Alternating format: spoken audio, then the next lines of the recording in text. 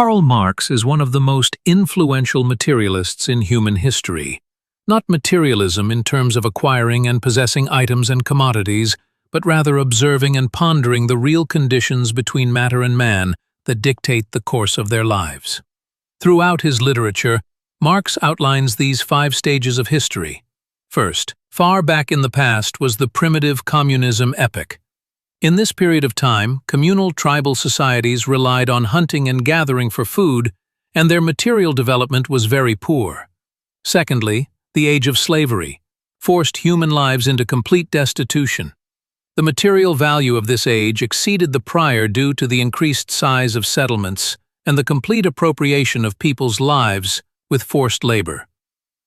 Next, feudalism utilized technological and societal innovations to create the foundations for many of today's modern nation-states. In this age, serfs replaced slaves in terms of the prominent labor force in society, but the working class of this age was still bound to the land he worked by the monarch who overruled his existence. Second to last, and the stage of history we exist in at this moment, the era of capitalism has colonized the entire globe. The material value of this time surmounts and laps all prior stages of history combined. The scale of wealth and poverty continually expands as the richest continue to expand their hoards and the poorest have their currencies inflated into economic nothingness.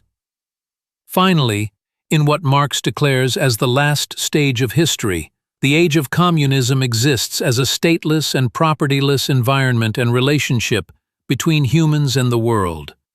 Material abundance allows for humans to freely associate in the most equal sense.